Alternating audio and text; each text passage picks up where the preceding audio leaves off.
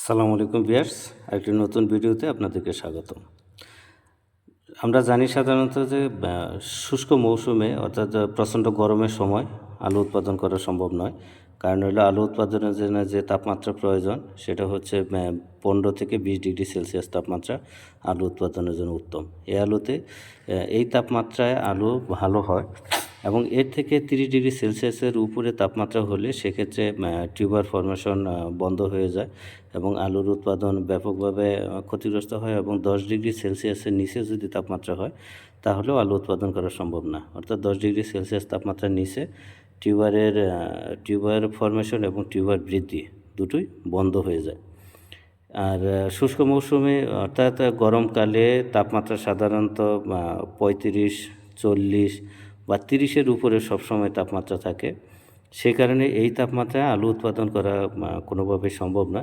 কিন্তু আমরা বিকল্পভাবে একটু চেষ্টা করতেছি যে গরমকালে আলু উৎপাদন করা যায় কিনা।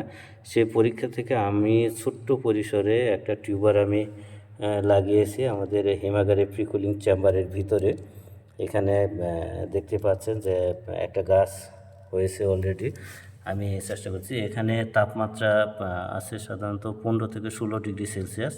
এর মধ্যে তাপমাত্রা এখানে নিয়ন্ত্রিত থাকে এবং সেই তাপমাত্রায় একটা টিউবার আমি লাগিয়েছি। এখানে দেখা যাচ্ছে যে এখানে আরেকটা প্রবলেম হচ্ছে যে আলোর স্বল্পতা এবং শুধু তাপমাত্রা না, পর্যাপ্ত আলোর প্রয়োজন।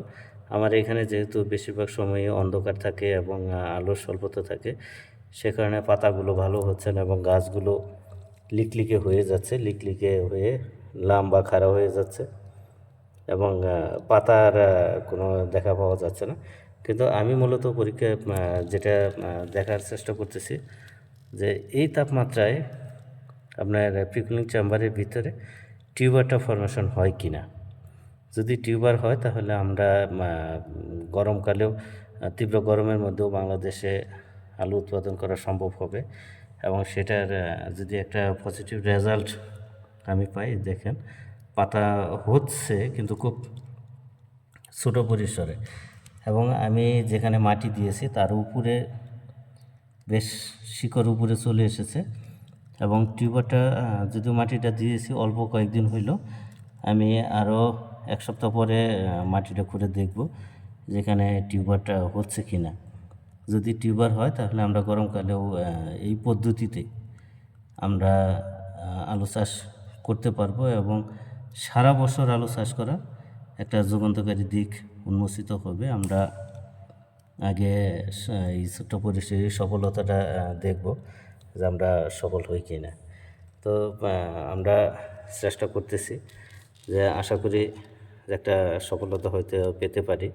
যেহেতু গাছ হয়েছে, শিকড় হচ্ছে, স্টোলন হচ্ছে, সবই হচ্ছে, ইয়ে থেকে আমার একটা বিশ্বাস যেখানে টিউবার হতে পারে।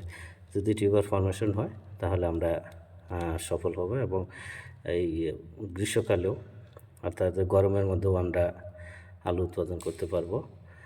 পরবর্তী ভিডিও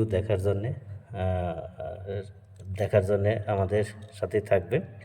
আজকে এ পর্যন্তই। ধন্যবাদ। আসসালামু আলাইকুম।